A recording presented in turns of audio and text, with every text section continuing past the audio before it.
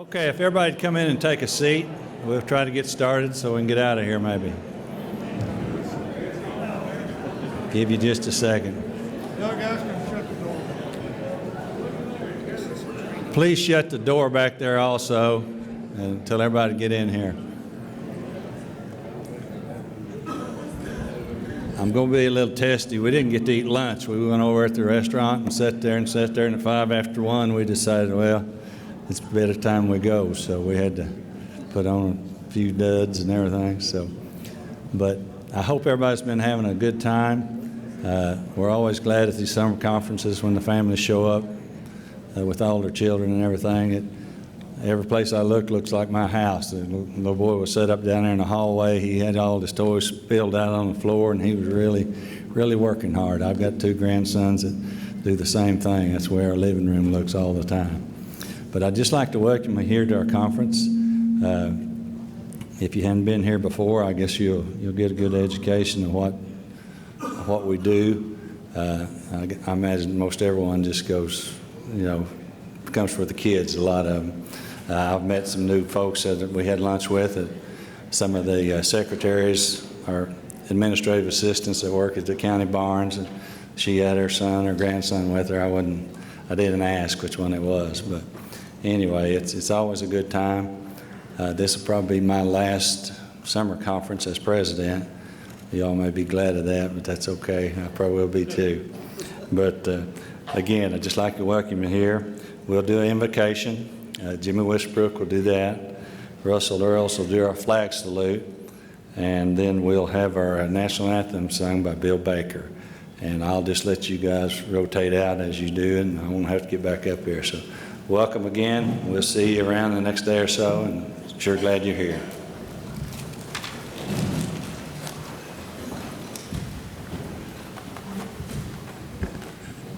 Would you be loud with me? Our most gracious Heavenly Father, we thank you for this day. And God, we enter your courts this day with thanksgiving in our heart. Lord, we're thankful for the country that we live in. Lord, we're thankful for the state that we do live in.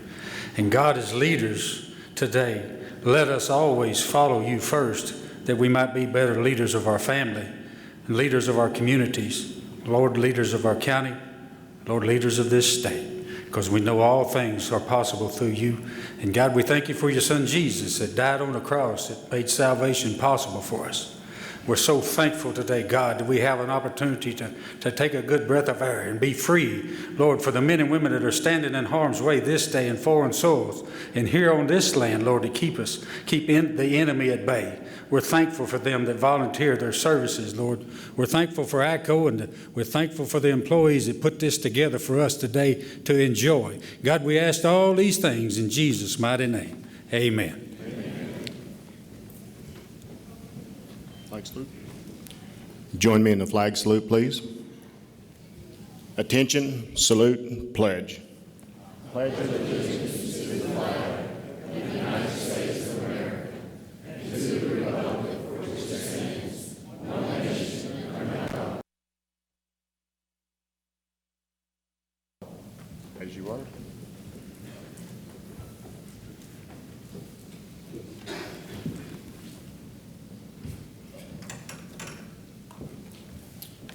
Oh, say, can you see by the dawn's early light what so proudly we hailed at the twilight's last gleaming, whose broad stripes and bright stars through the perilous fight are the ramparts we watched were so gallantly streaming, and the rocket's red glare, the bombs bursting in air, gave proof through the night that our flag was still there. And oh, say does that star-spangled banner yet wave o'er the land of the free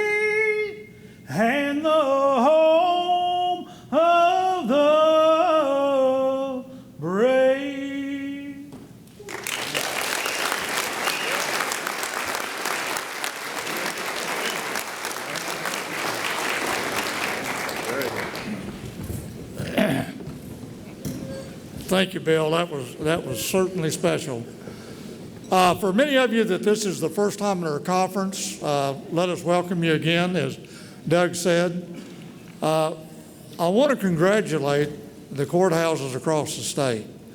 We have just set a new record as far as registration for a conference, and I think it's a true testimonial to the commitment on behalf of the courthouses to learn more, to be able to be more efficient and be more transparent in what we do out there. The secondary opportunity for us is for us to introduce you to some state leaders that are so vitally important to what happens in the courthouses and the counties across the state. It's a great opportunity for them to get to meet you, to get to meet the hard-working men and women who get there before anybody else and leave after everybody's left when it comes to some of the difficult tasks across the state. You know, we've got a powerhouse list of speakers today, and you're going to be impressed, as we were, the fact that they agreed to be here. They could have been any place in the state today, and they chose to be with us. So I think that says a tremendous amount about their commitment to good government across the state of Oklahoma and appreciation for what you do. Our first speaker today is certainly not she's not a stranger to county government. In fact, she has kind of assumed the role of Miss County Government as an advisor and an advocate. Cindy Byrd is our state auditor and inspector. She is the first, and I don't normally use the word female or woman, elected in the state of Oklahoma to this position. She is only the 13th state auditor and inspector in our young state. She has a CPA. She has got 20 years of accounting experience in governmental accounting. And she and her husband, Steve, are well-grounded and live in Cole County. So let's give a warm ACCO welcome to Miss Cindy Byrd, who is our state auditor and inspector.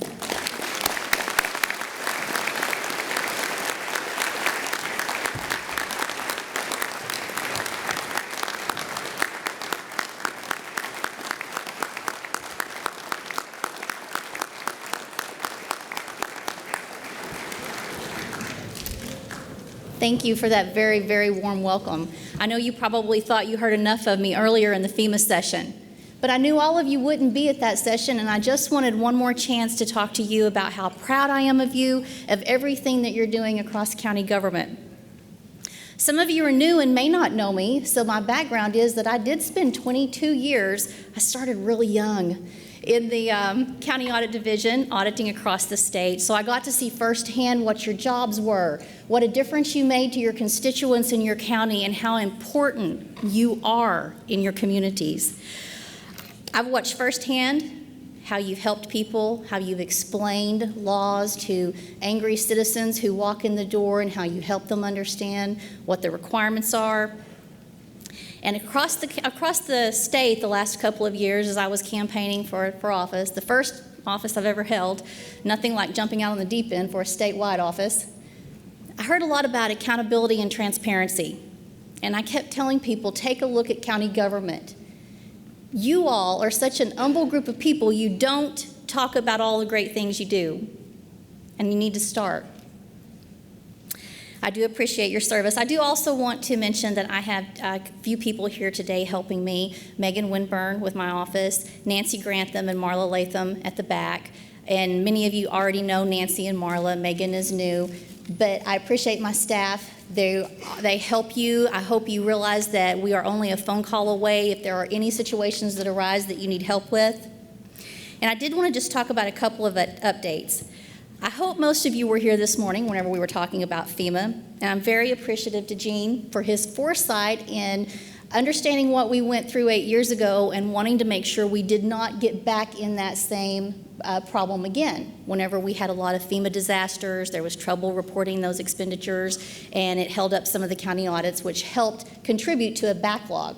So again, this is very important. We get on the same page, and I look forward to working with you on that. We don't want to have any ugly audit findings. on FEMA just because we failed to miss a few steps. So it's very important that we have these regional trainings that we've invited you to, where we will get into the very deep details of FEMA. Yes, I realize that sounds a little boring, but it's necessary. We want to make sure the federal government knows that we are doing everything we can. And wow, the sun just shone on me up here.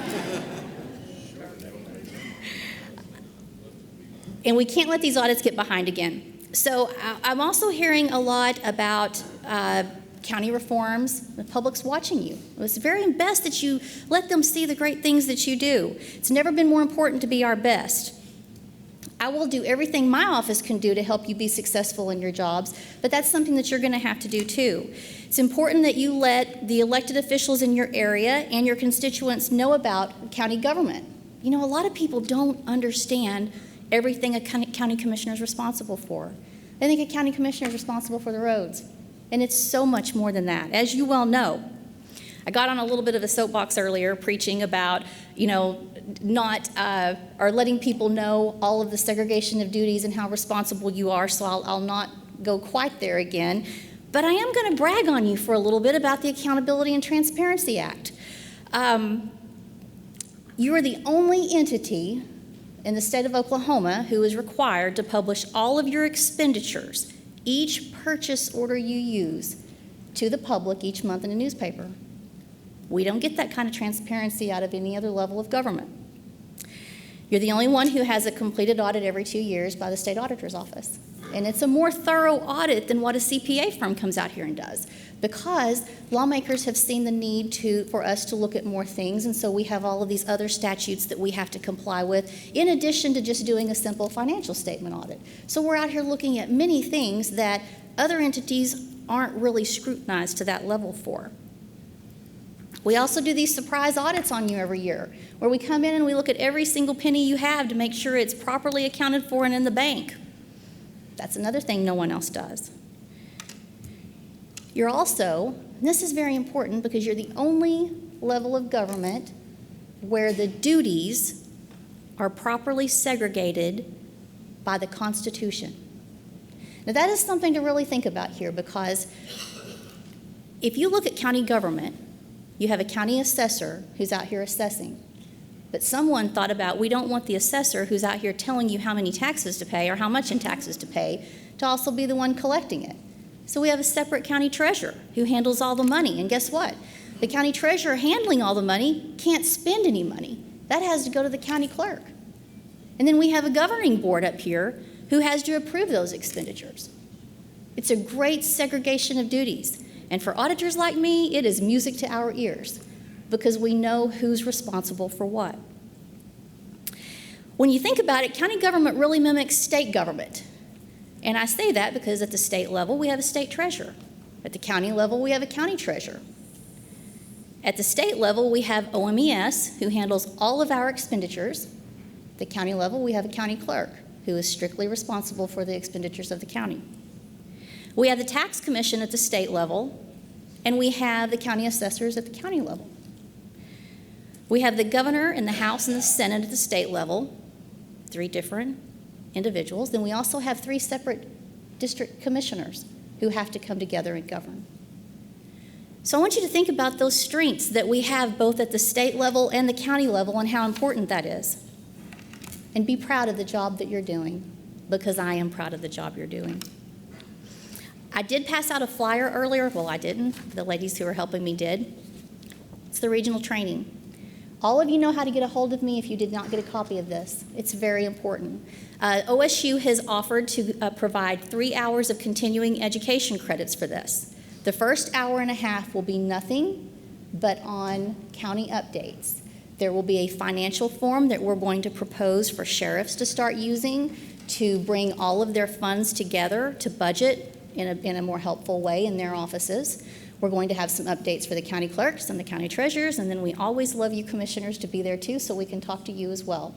The last hour and a half is going to be dedicated solely to your district barn designee for handling FEMA reporting. We're going to walk them through all of the proper documentation of the FEMA expenditures, so that whenever we come out there to do the audit, You've already got every tool you need to properly document this. So in closing, you know I'm always short and sweet.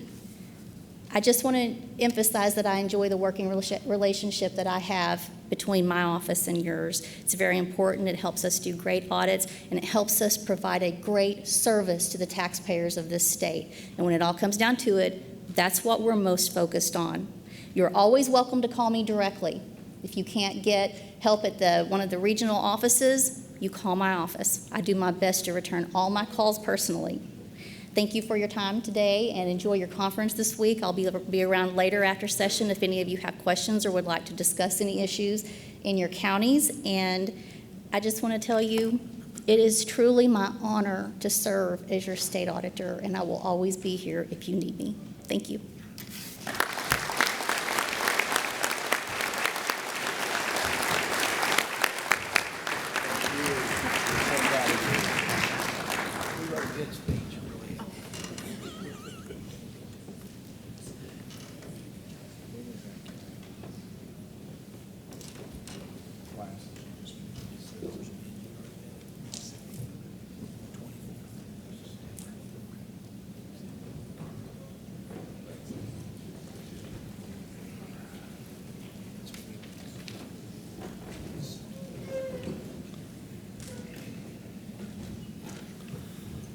Thank you, Cindy.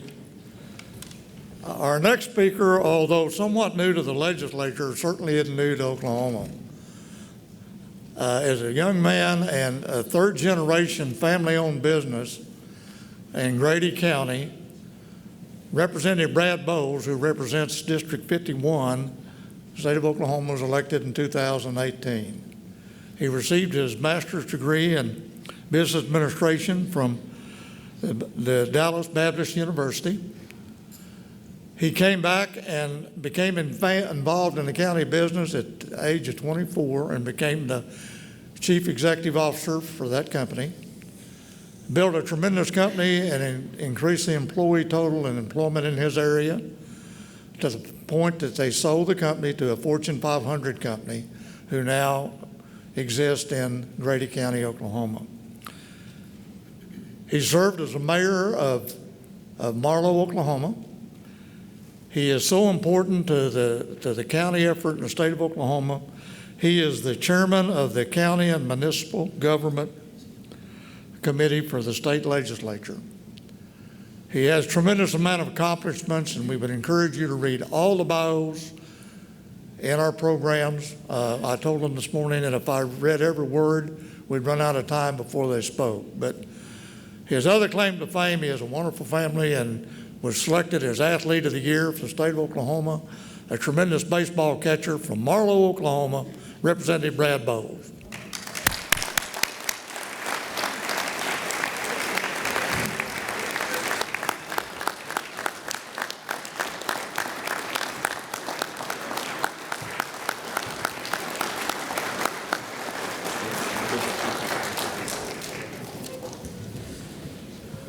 Well, thank you, Gene, for that great welcome. I told them only half of that was true. I'll let y'all decide which part was true or not. No, but you know, they do have some powerful speakers today, and then one of them didn't show up, so they called me yesterday. But no, it's truly an honor to be here to speak to you all. I've worked with a lot of you throughout this past year as the county chairman of the County Municipal Government Committee, and it's been really a pleasure to get to know a lot of you throughout the whole state of Oklahoma. You know, I'm a little biased. My commissioners in Stevens and Grady County are great, and it's always been a pleasure working with them. I see a few of them here in the audience, but you know, getting to meet people from all over Oklahoma has really been one of the highlights of my past session. And so I appreciate all the input, the feedback that you send. When you do send us emails or phone calls, I know sometimes you may think it goes to a dark hole, but we really do read those, and I try to get back to everyone that I can. So thanks again for everything you guys do. As a former mayor, I understand what it's like to serve in city government, you guys in county government, and you know, sometimes it's a thankless job, but it truly is. You guys do have a big impact on your counties and also the whole state of Oklahoma. So thank you again for your service, and I'd like to give each of you a round of applause for agreeing to do what you do. So thank you so much.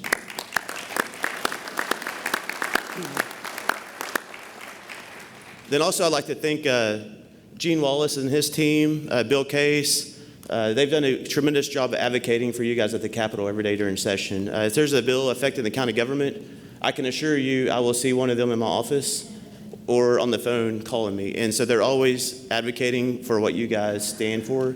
And so it's been a pleasure working with them as well. So I'd like to give those guys an applause as well. So thank you. And then lastly, I'd like to thank a couple other people, someone that works in a different county, but Jacob McHughes. He's been a big advocate for county government as well. So I don't know where Jacob's at. I think he's here somewhere. But thank you so much for your help advocating for counties. It's always good talking to you as well. So thank you, Jacob. And then the state auditor. I'm not just saying this because she was just here talking, but her office has been tremendous help. I've worked on one bill in particular that affected the county salary formula, which I know there's some questions on that. So feel free to talk to me after the session if you like. But she was a huge help on her, and even Gary Jones before her. We worked on this bill for probably 6 months prior to session, and she was a big help helping with the legislation and the wording, and Cheryl Wilson, Cindy Bird, and Gary Jones. So they've been a tremendous help as well. So thank you all. So just to get started, just a little bit about my background. They said I only have an hour to speak. Is that right? Maybe 15 minutes. No. But just a little about my background. Like you said, I was a mayor of the city of Marlow for 4 years. And I do understand sometimes there's a little bit of rivalry between mayors and county commissioners. I've learned that this year being chairman of the city and county government committee. But we got along great in my county. Our county commissioners, the mayors, we all understand it's not my city and it's not their county. It's our city and it's our county. And we can actually work together to accomplish things. It doesn't always have to be my turf or their turf. At the end of the day, we all have to be successful, and especially in rural areas. I mean, if the city is important to the county, and the county success is important to the city, and we have to work together. And so, I know a lot of you, I've talked to a lot of you, some people they don't have as good a working relationships with some of the cities or whatnot, but I just urge you guys, and I tell the mayors the same thing at their conference, work together, because together you'll get a lot more accomplished than cities and counties fighting against each other. So, and I understand sometimes there's policy differences and this and that, but at the end of the day, we're all in this together, and we got to be strong together to get things done. So, and I was really surprised that they did invite a mayor to come speak to the county commissioners, but I do appreciate that. No, but seriously, some things we got done this year, a little bit of a legislative update. You guys probably know a lot of this, but I'd like to just touch on a few highlights because the powerful speakers are coming after me to talk about it. So I don't want to steal their thunder, but one thing I'm excited about what we accomplished this year in session was we actually saved $200 million. And when I say save, it wasn't just the rainy day fund. We have to put in surplus money that comes into the state. Like, we don't have a choice.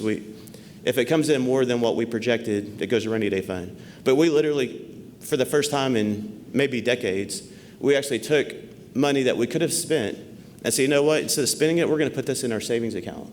And so we chose to do $200 million. And the reason that's important, and you guys all understand this because a lot of you are tied to oil and gas in your counties, but oil and gas is very volatile, right? It's up and down, it's up and down. And it's important for us as a state to say, you know what, when times are good, we shouldn't spend every single dollar we have. And when times are bad, maybe we won't have to cut everything we have. Maybe we can do some compromise, put some back when times are good, just like we do in our personal lives, right?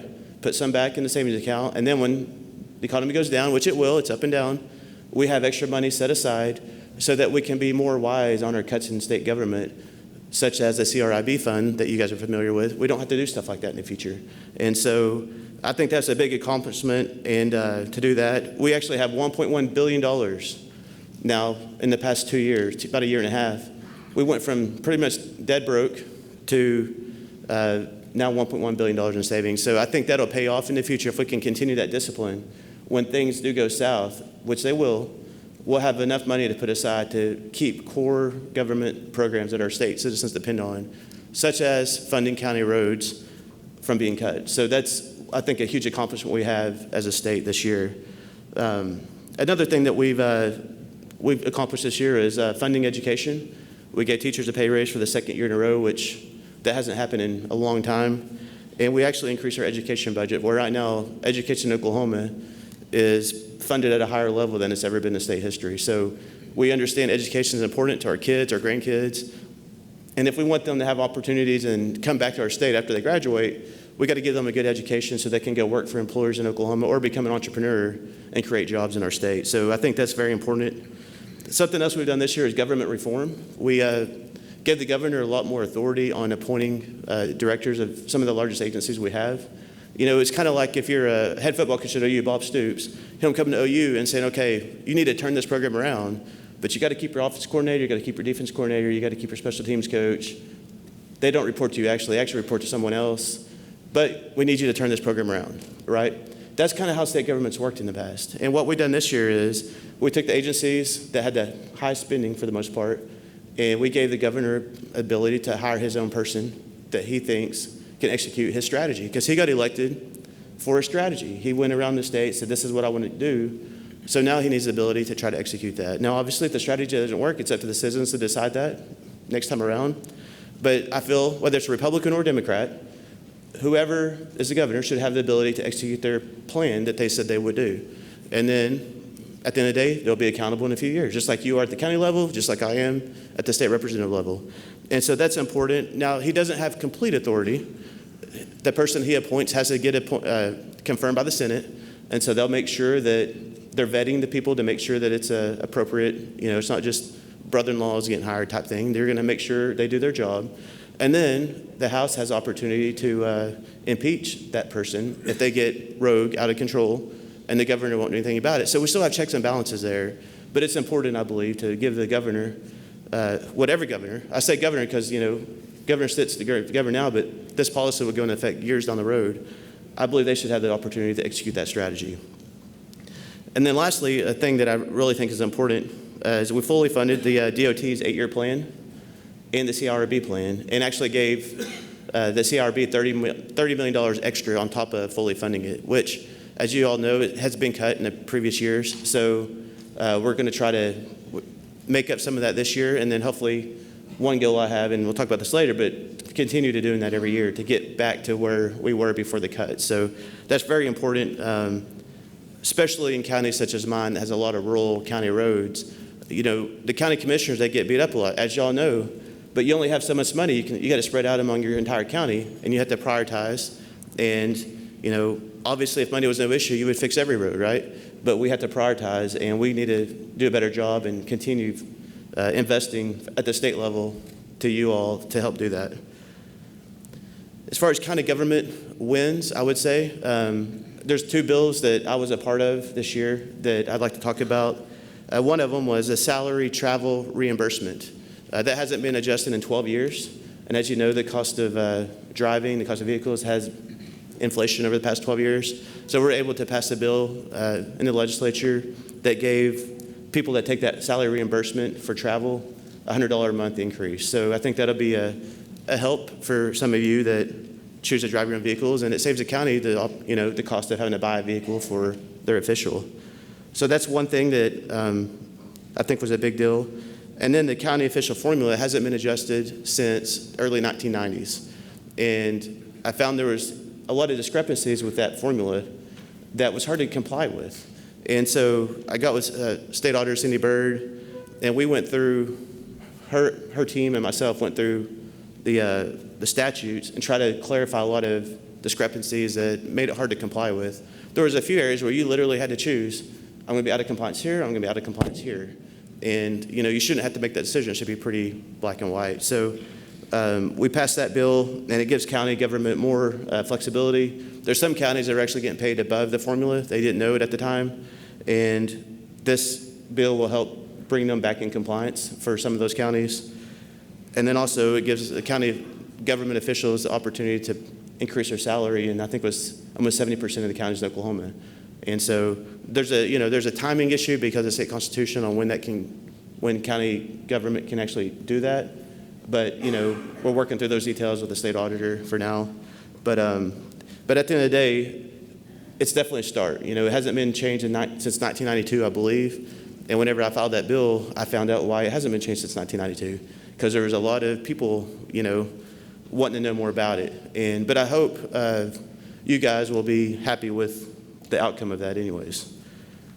As far as next year goes, there's a lot of great things going on at the Capitol, but I think the number one priority that we need to do is ensure that that CRIB fund continues to get funded properly, and we can continue to put more in it than, like this year we put 30 million extra to keep doing that, because I think y'all got cut a couple $100 million over the past few years. And so, but everyone else did too, right? I mean, it wasn't just you guys, the whole state government in general. When I got elected I got elected March 18. So like in the special election, 2 months before the teacher walkout, or 2 weeks before the teacher walkout, actually. And so when I got in there, I realized that 80% of our agencies in Oklahoma had been cut 40% over 10 years. So 80% of the agencies have been cut 40% over 10 years, not counting inflation. So, if they were funded the same over 10 years, that would still kind of be a little bit of cut, right? Because your money doesn't go as far, over 12 years if you get paid the same. But they've been cut 40%, not counting inflation. And so our whole state government in general, there's a lot of people that needed money, and we were depleting our rainy day funds. We didn't have any. We had a $500 million deficit that we were trying to cut. And so I'm not blaming the previous legislature, but they had to make a lot of tough decisions. But all we can do is, plan for the future and start saving and saving, so when things turn south again one day, we don't have to do some of those tough decisions that happened back then. And I think we're on track for that. We got a new governor, 46 new members in the House, a lot of new members in the Senate. It's really a new day in Oklahoma. And it's exciting to be part of something that I feel like is, we're making history. We're going to turn the state around. And Governor Stitt, when he says we're going to be a top 10 state, it's not just a campaign slogan. Like, he literally is going to make us a top 10 state, and we're going to be there to support it. And we can't be a top 10 state, though, if we don't have good county commissioners.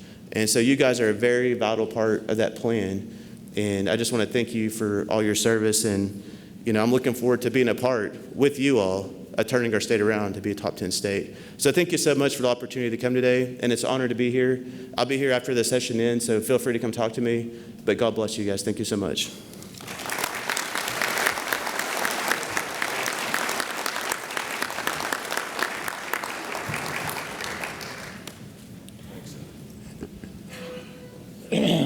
Thank you, Brad.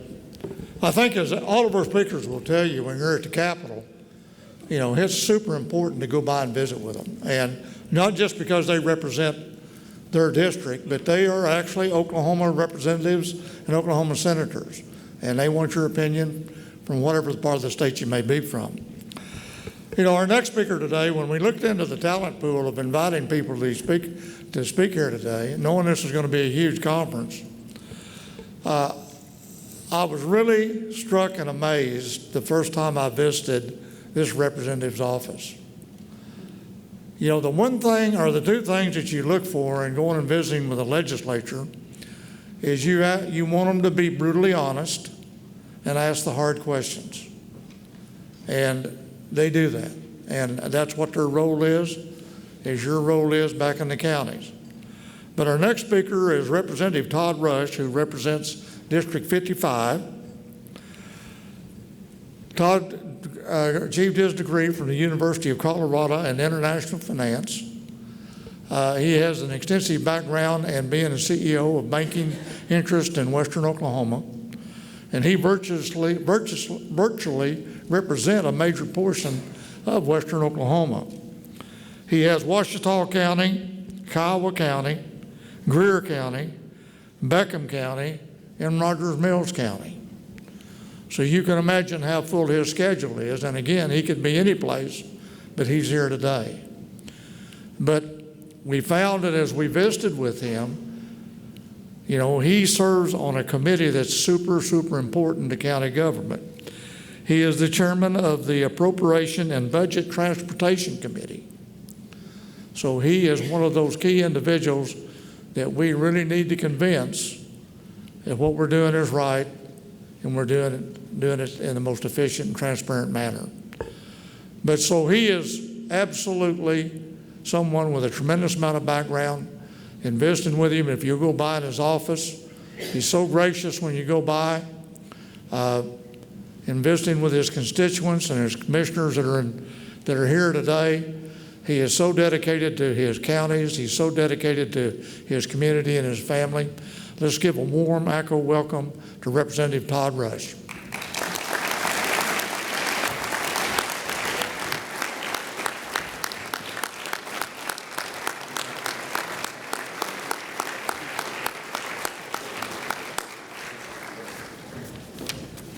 Wow, that was a great welcome. Thank you, Gene, and I'm excited about being here and get my notes unfolded so I don't go too long. That's part of the deal. They think part of my job is to make sure you guys after lunch you don't go to sleep.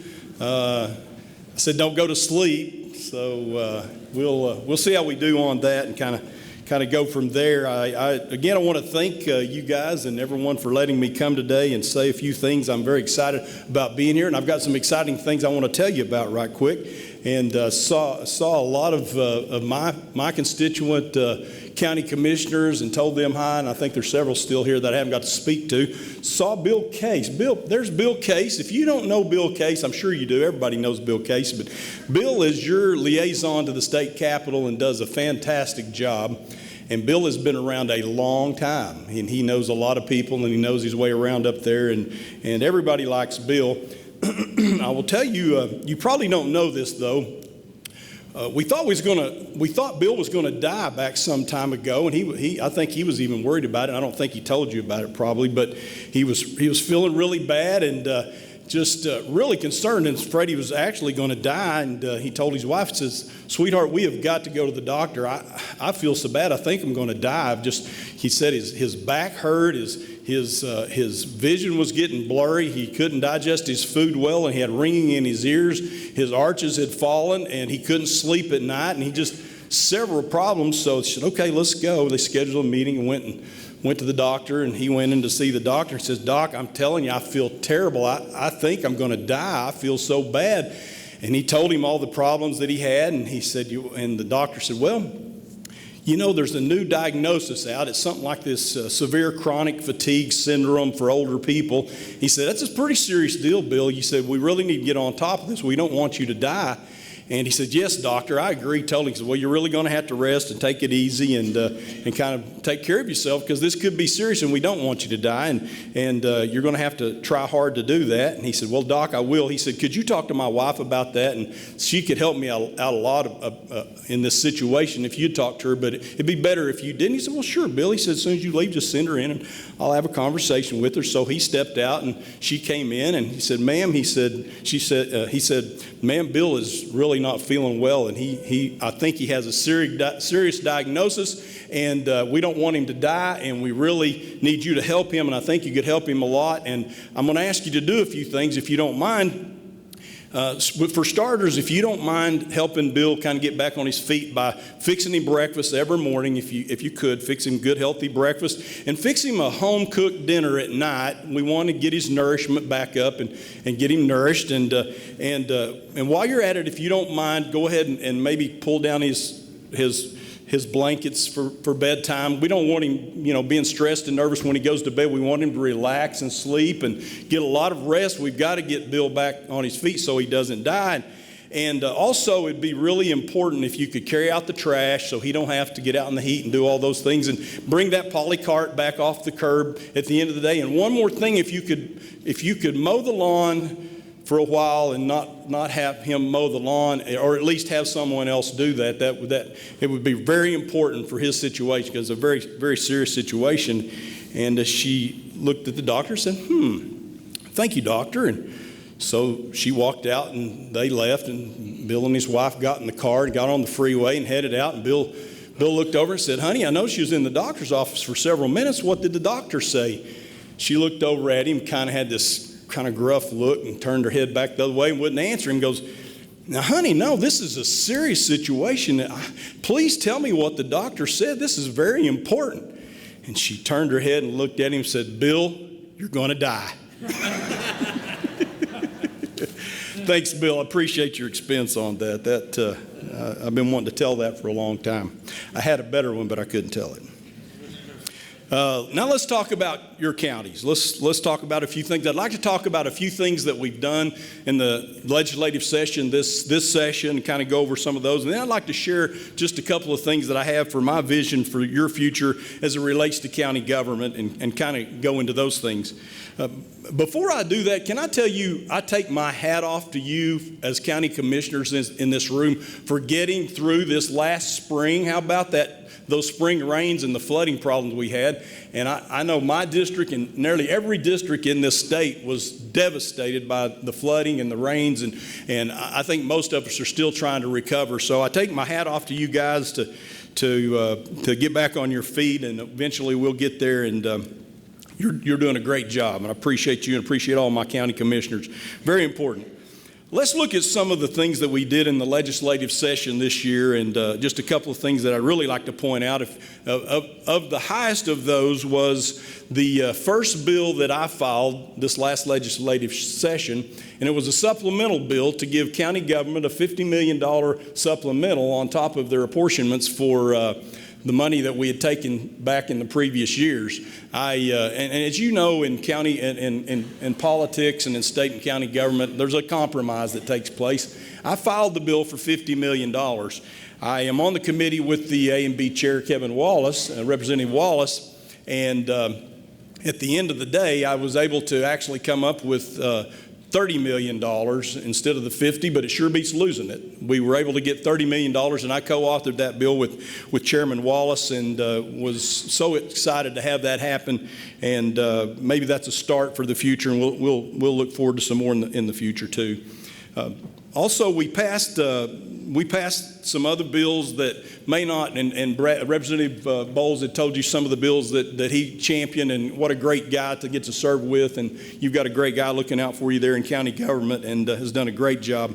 But a couple other bills that you may not have caught on your radar that was good for county, maybe not as commissioners directly, but one of the bills we passed was the county election secretary pay raise. And you may think, well, but that was for them. But I'm telling you, a lot of counties supplement that salary. And I can also tell you that some of the salaries of those secretaries are so low, they make less than their deputies and their employees until this bill went into effect. So I was able to co-author that bill with House Pro Tem Representative Wright, and we pushed that through and was able to get something to happen there. And hopefully that will help the counties that are having to supplement those offices as well. And I know many of them do in Oklahoma. Along with that, we have allowed them to spend more money on their precinct workers, so they can have people coming to help you get reelected and make sure the tally's right. We don't want those counts to come in wrong, so we'll have people watching over that. So those are some important things that I hope you will appreciate that we're actually able to do. One other thing I want to mention, I know there's lots of things, I've got a whole list of them I could tell you about, but hopefully I'll leave some stuff for some others to talk about, some good stuff, and go from there. But one of the things I want to point out is we've been able to increase the REAP grant program funding the last 2 years. As a rural legislator, and knowing how important REAP grant funding is for rural Oklahoma, when I see that get cut, it just broke my heart, because I know how important it is for rural communities and counties and water districts and all of those things that we look forward to seeing and having those services in our community. Last year, we started kind of rebounding, and we got back on our feet, so we were able to put, I think, $3 million increase into the REAP grant program, and this year we put, I think, another $2 million in there, but we're getting that back kind of on track to get that funded. You may wonder what that has to do with me, but many counties, and you know this, commissioners, share a lot of the things, the services, helping unload the trucks, and maybe sneak a few chips and oil on their parking lot as you go by, and several other things that you can do to help out. But as long as we can help them with more things, hopefully that'll take some pressure off of what you guys have to do. So I was excited about that. Now let me shift gears just a little bit and share with you some ideas I have and some vision for the counties of the state of Oklahoma, our counties, and talk to you about some of those. I will tell you one of the first bills I intend to file in this upcoming legislative session that we'll have will be another supplemental funding bill for county government to help continue to replace those dollars that we had taken from the counties back earlier. And I hope, yeah, you bet.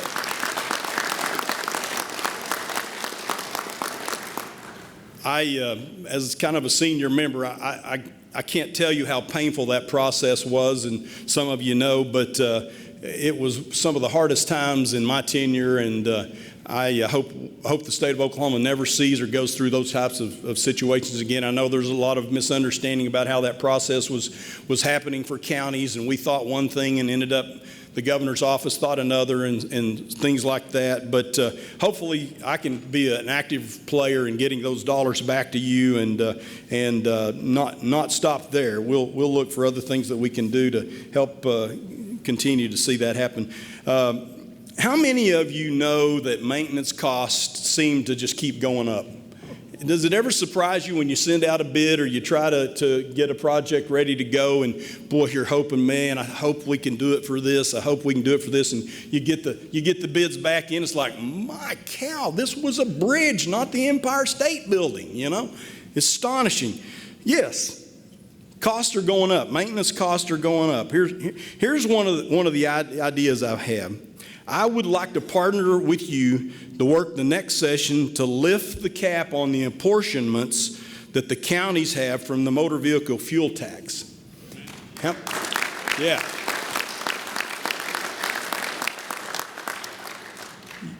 We went in and capped that at the target of about $120 million, and it was tough times. And the problem is, once we get that lid on there, it's pretty hard to get it off. But I will be pushing with everything I got. If you'll get behind me, we'll try to lift that cap.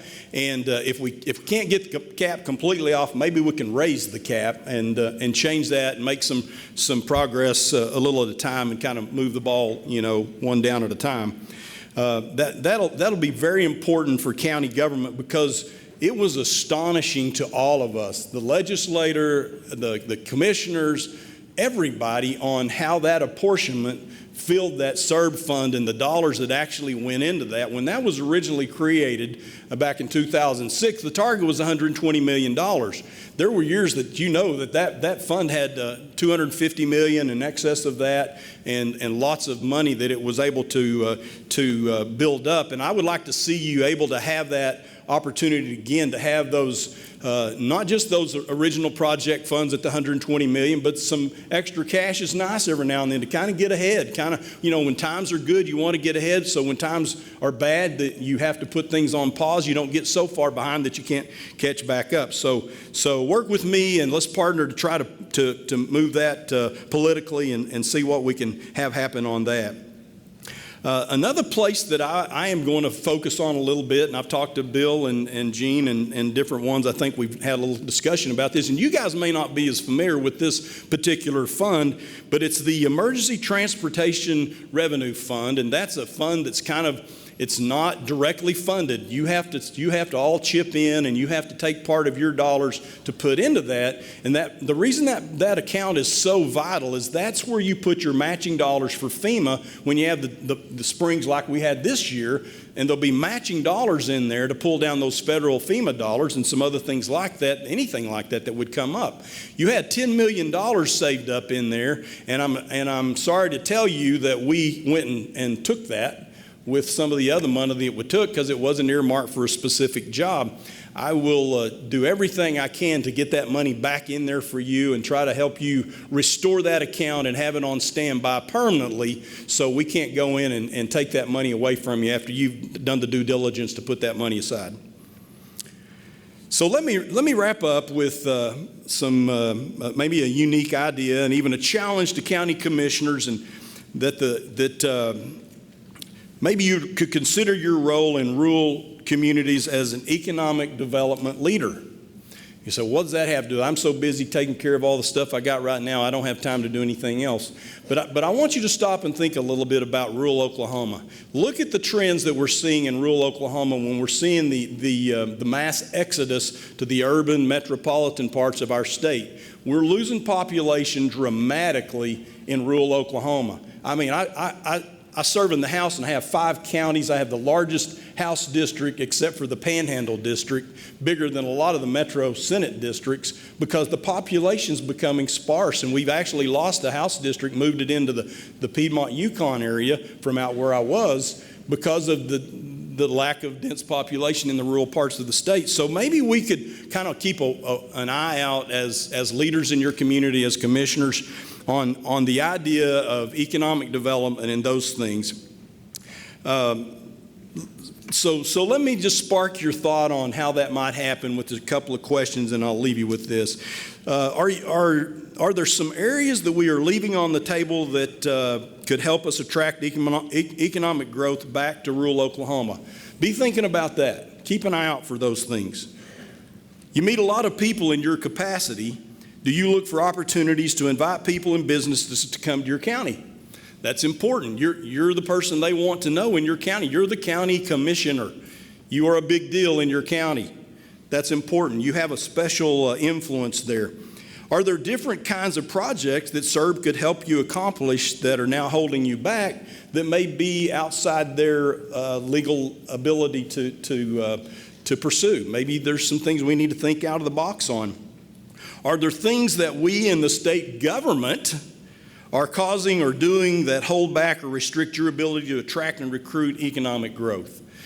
Let us know. Communicate to us. Tell us some things that we could do to help in those areas, because we need to develop rural Oklahoma, and not let it slide away and lose those pendings and those footings for rural Oklahoma.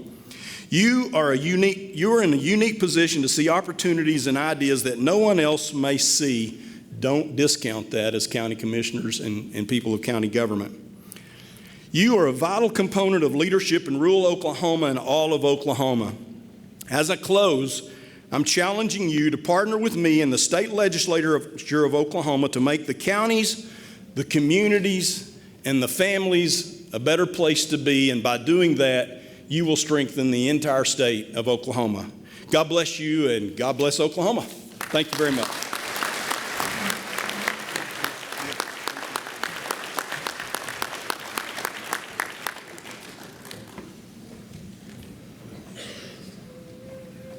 Representative, it's very appropriate for you to talk about economic development.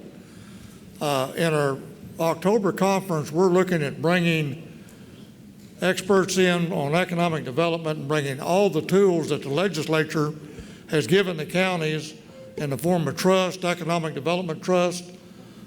We're really tuned in to the delineation of population in the state of Oklahoma, especially west of I-35. So we appreciate your words, and we appreciate your support. Thank you very much. Okay, our next speaker, moving right along, is, I guess I would probably refer to her as Miss Excitement out at the State Senate.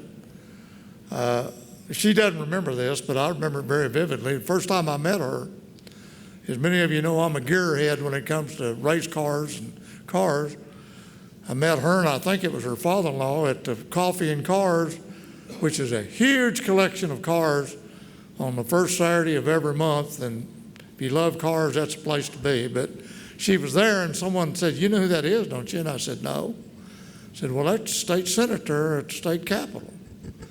So anyway, I got to observe her from afar, and in fact, she was totally in love with the automobiles out there. And then when we went to the Capitol, I found out where the excitement came from. You could actually run that building off of the energy that she possesses every day in the hallways of the state Capitol and on the floor.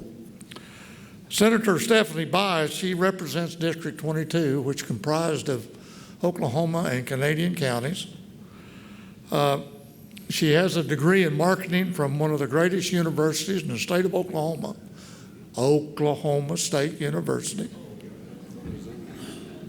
And as many of you have heard that I've said in the past, and I'll say it again, to settle the dispute once and for all, there are two great schools in the state of Oklahoma, OSU and Sunday School. So now,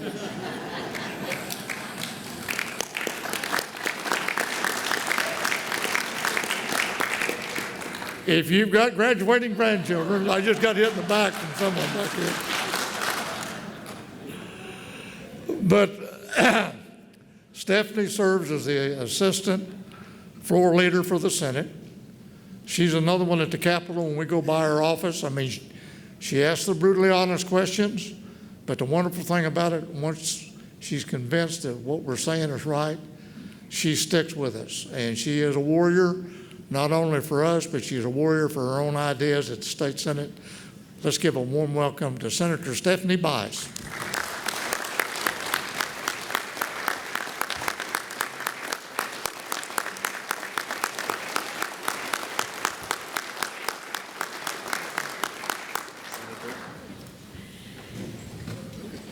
Well, thank you so much for that very kind introduction. You know that you are in the right place for an ACCO conference when you pull into the parking lot and all you see are pickup trucks backed into parking spaces.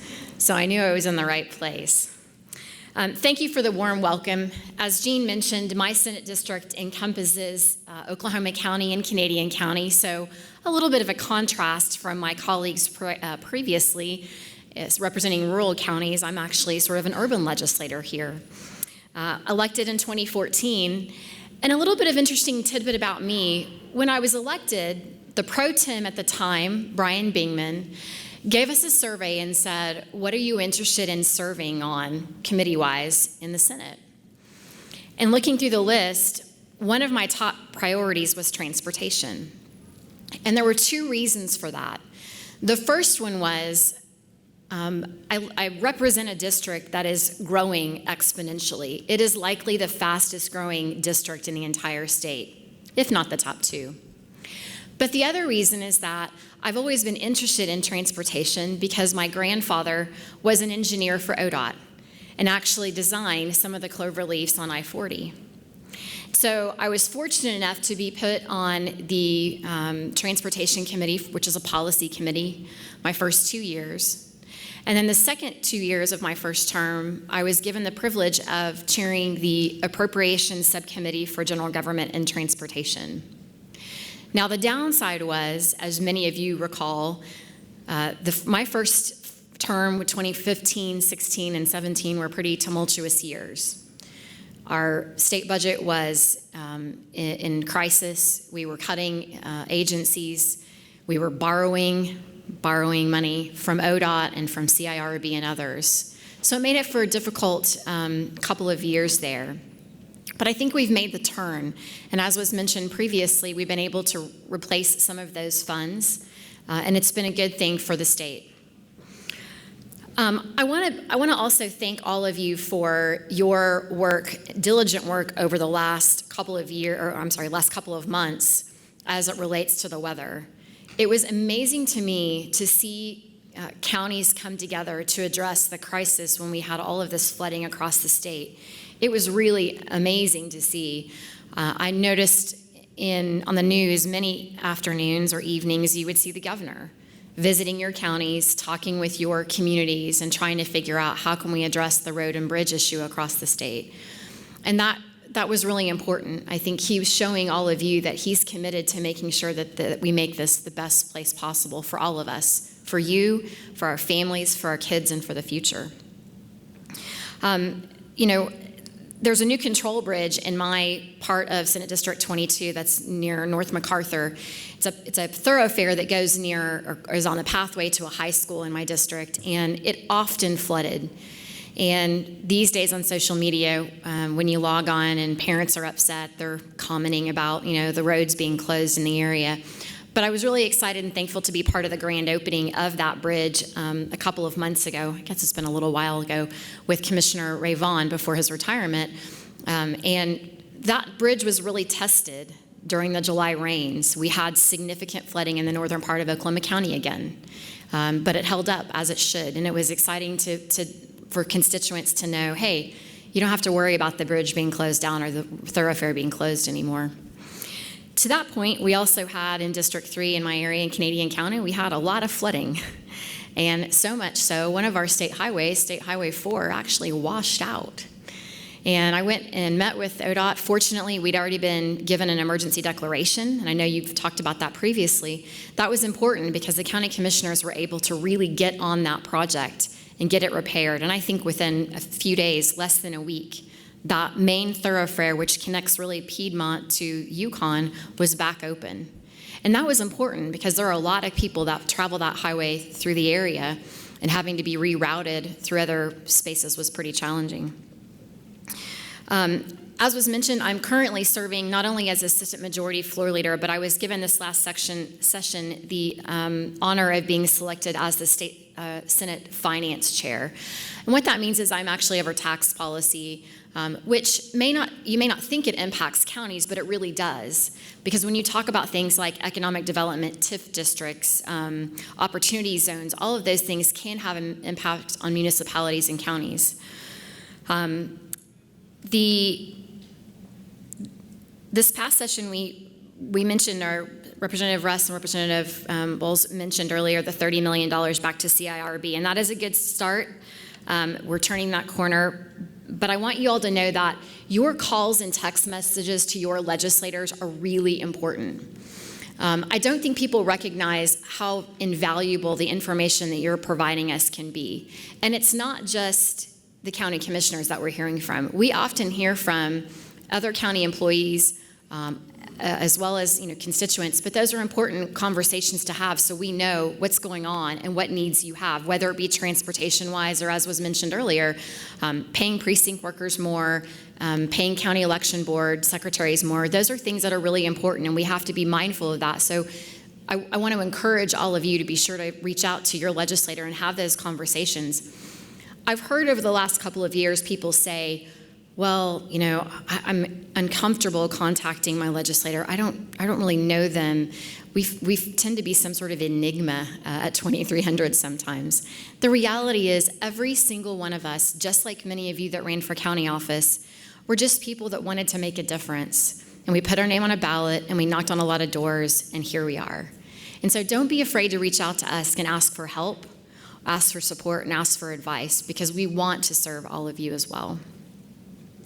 A couple of the bills that I think made a positive impact, one was mentioned, the adjustment to the county officer's travel allowance, and representing sort of urban communities. It may not be as big of an impact for my area, but certainly for my friend here, Jack from Texas County, that increase is important, right?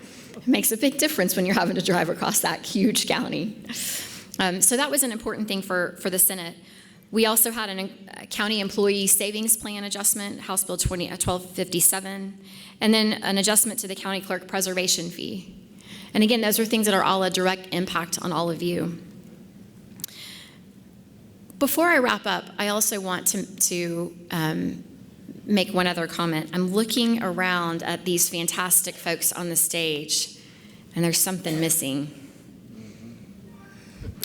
I want to recognize the female county commissioners in the room. If you all are here, stand up. I see Cindy over here.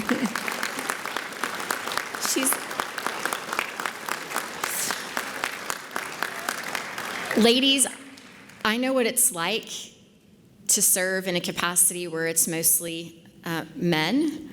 So I appreciate you putting yourselves out there. When I was elected to the Oklahoma State Senate in 2014, there were 6 females out of 48 and 13 House members out of 101. So the statistics at the time showed that we were 49th in the country for female legislators. We were 49th for a lot of other things. I don't know if there's a correlation. You all can decide that. But there was an article in, I hope most of you saw it, there was a great article in the Sunday Oklahoman about those 7 female commissioners. And I think it's great to see the camaraderie with all of you, knowing that it's a small group, but hopefully we'll see many more of you in the future. So thank you for your willingness to serve in that capacity. The last thing I want to say is to really talk a little bit about this session and the optimism and the positivity that we had. My first 4 years were difficult, to say the least. We had budget shortfalls, there was no funding, we were looking for dollars everywhere, and we had to make some really, really difficult choices in 2017 and 2018 to be able to put us on a different path. And in November of last year, we elected Governor Kevin Stitt, who, by the way, is an Oklahoma State graduate, to lead the state, and it has been a refreshing breath of fresh air. He has been so engaging, so welcoming, so willing to learn, ask questions, and really dig down. I'll tell you a quick funny story. I was in my office about a week before session began, and I happened to be meeting with the Senate Appropriations Chair, Roger Thompson. We were just discussing upcoming session and the budget. And my assistant walks in, and she said, "Senator, you have a visitor." And I said, "I'm in a meeting." And she looks at me and she says, "You have a visitor." And I thought, well, that's odd. And in walked the governor. And the only thing I could think of to say to the governor was, "What are you doing here?" Because I'd never been visited by the governor previously. So he was roaming the halls. He wanted to see who was there and what you were working on. And I want you all to know, it was said earlier, and I believe this to be true, he is a man of his word. It's not for show. He really does want to make this the best possible place for all of us. And I think he's putting that to the test by traveling the state, by being in your communities, by listening to all of you and asking for your advice and input as we move forward. He'll protect core services, and I think you've seen that. The $200 million that was mentioned earlier in savings is crucial. As a commodity-based budget state, it happens. We've seen it. Many of you have lived through it multiple times. Other states like North Dakota have a $2 to $3 billion rainy day fund because they know the day is coming that we will need to tap into those funds. And the way that our rainy day is structured, it's capped. So continuing to save for the future is really important, and he has been a champion of that, and so I appreciate it. Thank you all for giving me the opportunity to be here with all of you today. Thank you for serving your communities. It's important, and I appreciate your time. Thanks. God bless.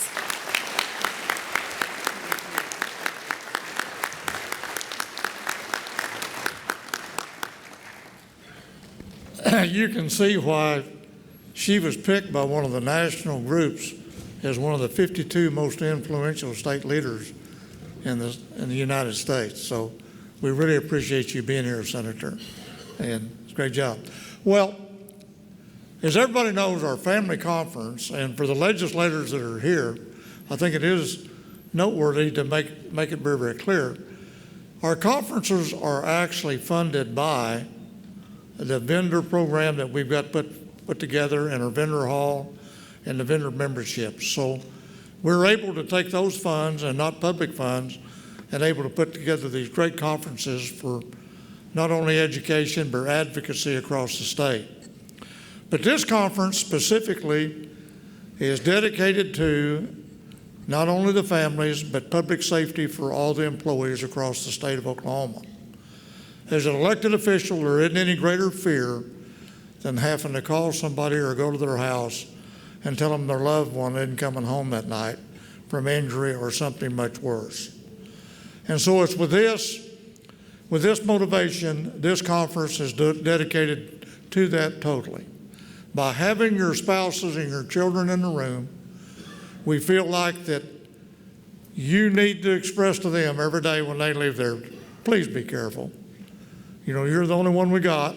Please be careful.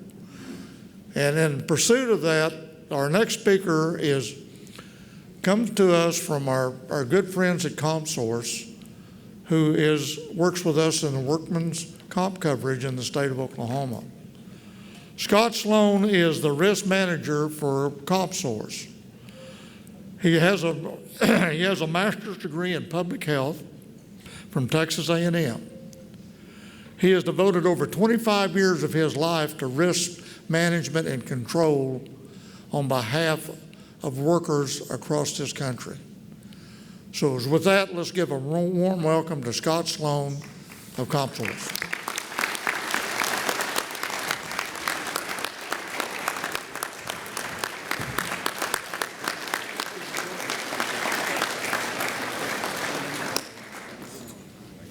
They're doing good. I mean, just okay. Anything under 15 minutes. You're great. Okay. All right. Good afternoon. Before I get started, I want to let you know about an opportunity to win a Yeti cooler. For those of you who don't know, today is National Heat Stroke Prevention Day. So, somebody knew. Thank you. CompSource Mutual has a recognition and control program going on that. So if you'll go to our Facebook page, CompSource Mutual's Facebook page, and repost something from that, you will be in a drawing to win that Yeti cooler. Now, this isn't the small one. This is the nice big one, and it's the white one, not that ugly brown one. So I want everybody to do that, but not right now. Okay, don't do that right now. Wait until after I've spoken at least, and then you can do that. So thank you very much. Hey, how does some chocolate cake sound to everybody? Yeah, buddy. Oh, well, I don't have any. I just wanted to see how it sounded to everybody. I had a friend in high school that used to do that to me all the time. He'd say, hey, how does some chocolate cake sound? And of course I'd say, well, it sounds great. And he'd go, yeah, it does. I wish we had some. So the next time he did that, I said, do you have chocolate cake? And he goes, of course I do. So I said, great, let's have it. And he goes, oh, it's not here. It's at the store. We're going to have to go get that. I bring that story up to introduce the topic I want to talk about, and that's expectations. Expectations are those things that we all carry with us. They help us decide whether we're going to be happy, sad, satisfied, or dissatisfied. When our expectations meet reality, then typically we're very happy and satisfied. It's when they get misaligned with our reality that problems begin. This is true in both our personal and business lives. We all have a responsibility to take care of ourselves, both at work and at home. That means we're responsible for our actions and our inactions. Now, we live in a society that downplays that reality, but that is still a reality nonetheless. For example, if you get hurt, who suffers from that? It's you. You're the one that's at home. You're not able to do the things with your loved ones that you want to do. While the county or your boss may be sympathetic to that, they're not the ones in the hospital. You are. That is an issue for you and your family to deal with. And make no mistake about it, your family is highly impacted by this. So think about those things. What are those things that you love to do with your family and friends? How would you be affected if you couldn't do that for a week, for a month, or maybe ever again? Here's an example. I love to ride motorcycles. I've ridden my motorcycle to every state in the Union except Hawaii and Alaska. Alaska's on the bucket list. That's a little ways away. It took several years to do this, as I divided that up among about a five-year span in different trips. Now, when you ride a motorcycle, you become a target for every disengaged, distracted, angry, motorcycle-hating driver out there and all manner of livestock. As you can imagine, having ridden through all the states, I've had more than one close encounter. There was that elk cow in Nevada who just wouldn't get off the road. That whitetail buck in the Smoky Mountains who thought walking down the middle of the road was easier than walking through the forest. And then that herd of sheep in Montana who got loose and just wanted to see what the road was all about. So I'm riding through the roads of Montana on my way to Idaho, and this dog pops up out of this ditch. Now, typically on a motorcycle, when a dog pops up, they're running right in front of you. But this one was running the other direction. So I slowed down as I started to make that curve. Sure enough, that dog herded every single one of those sheep off the road. Sometimes in life, you just get a little help. So while none of these hazards were of my making, I was responsible for managing all of them. The last thing I wanted was to be laid down on the road, injured, somewhere in Montana, covered in sheep. So the expectations were that I would manage whatever came my way. Businesses have expectations as well, especially when it comes to safety. One of those expectations is that employees will follow the rules, particularly the safety rules, and behave in a way that won't endanger themselves or others. Those are very legitimate business expectations. They also have the expectation that if an issue arises, someone will bring that to the attention of management so that it can be addressed. Additionally, businesses expect employees to come to work, to be engaged, and be productive. Now, as you may have gathered, I like to travel a little bit. I've been to all 50 states, and I've been to 9 other countries. And in my travels, I've come to believe that everybody wants basically the same things out of life. First, they want to be respected for what they've done and what they can do. Next, they want an opportunity to be productive. Third, they want to be loved, and they want somebody to love. And fourth, they want to be left alone to live their lives. Using that as a general expectation level for all employees, managers can develop a communication plan to meet both the employer's and the employee's expectations.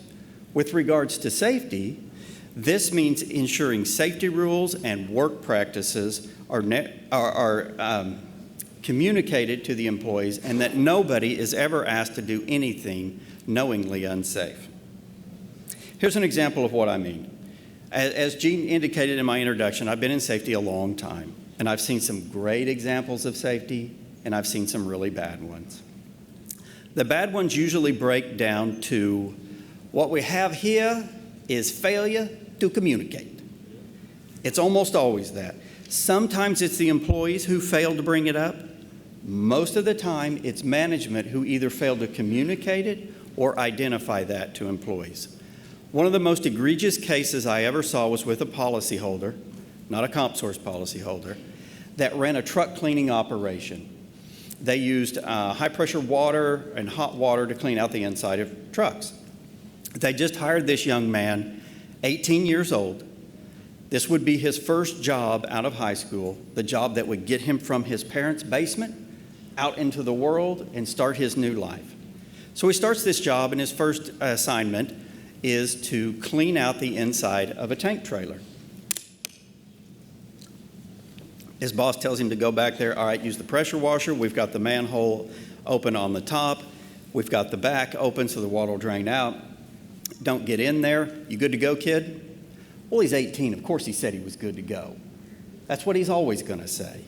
So away he goes. About an hour later, HR comes out and says, hey, we need him to sign some paperwork. Can you go find him? So the supervisor walks back there, and he looks back at the top of that tank trailer, and that kid's not on it. But there's steam coming out of that tank trailer. So he climbs up there, and sure enough, that kid's fallen in. He's got a broken neck, a broken shoulder, broken ribs, burns from the steam, and he's half drowned. Everybody stops what they're doing. They frantically try to get this kid out of this trailer and get him to the hospital. The good news is he made it. The bad news is it took him about 4 or 5 years to recover from that. So a good communication plan could have avoided a lot of problems there. Good communication is important, but management side of that is only one side of the equation. So lest you think I forgot about you, dear worker, I have not. You have expectations as well. Chief among those expectations is that management will communicate their expectations to you. As mentioned previously, when expectations align, things go well. It's when they're misaligned that problems start. So it is incumbent upon management to effectively communicate to every employee what they want and what they expect. They also need a method of communicating this. Safety meetings is a great way to do that. So let's talk just a second about safety meetings. These do not have to be an hour-long, boring meeting where you're watching a 40-year-old video on a VCR. These can be short and to the point, to a specific issue. For example, if your next job is a trenching operation, you're going to put in some culvert pipe or something like that. Having a pre-job safety meeting that focuses just on the hazards associated with that is perfect. That is a great example of a safety meeting. Make the safety meeting meet your needs. It's also okay to have a member of the team lead that safety meeting. The best safety meetings are those that develop a dialogue among all members of the group. That ensures that everybody understands what's going on and what the expectations are. The next expectations you should have is an environment or a culture where safety-related issues can be brought up without retaliation. Any organization that has a kill the messenger attitude is going to be causing problems.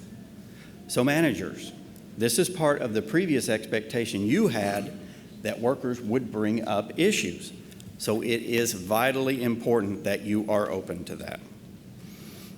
Here's another example. My wife and I love to zip line. I don't know how many of you zip line, but we recently got back from Durango, Colorado, from the largest ziplining operation in the U.S. It's called Soaring, and it is awesome. It is top-notch. These people treat you like royalty from the time you show up to the time you leave. They also do a fabulous job of setting expectations. They tell you what you can expect from them, and they tell you what they expect from you. Now, not every ziplining operation is like that. One that comes to mind is one we went to in Jamaica. It was a great experience, but they weren't quite as big on the safety aspect. In Jamaica, everybody was issued a pair of heavy leather gloves, and you were told, grab the line behind the trolley, not in front. Because if you grab it in front, it may run over your hand. Now, my wife and I were okay with that because we're experienced zip liners and we knew we weren't going to panic. But not everybody in our group was experienced. So I asked several times, hey, what happens again if you grab that in front? I wanted them to make sure everybody's expectations were met on that. I think what I'm trying to say with all of this is, when you're in charge, be in charge. When you're in charge, be in charge. When you are in charge, be in charge.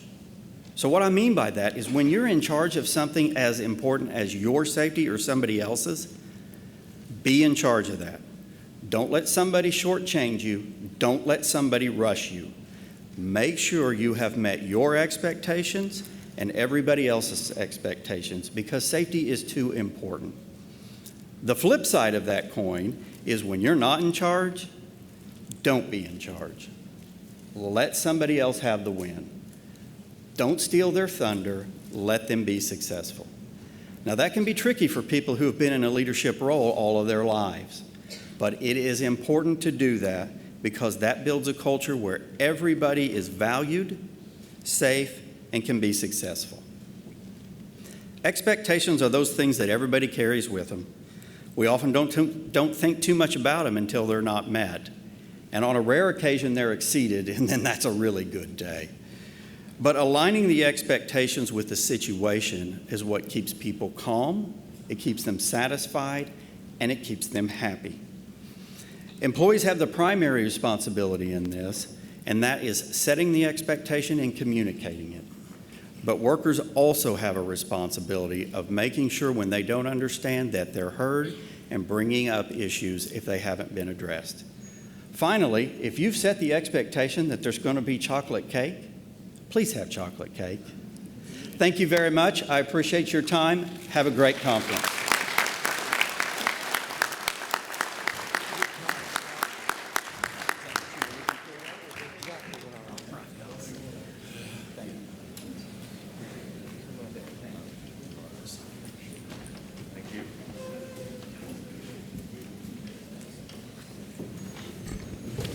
All right, I've been here a few years, and the speakers we had today, I think, have had more information, and somebody has gotten their ear at the Capitol, and they're listening to us, and somebody that helped us out with that is our legislative liaison. That's hard for me to say.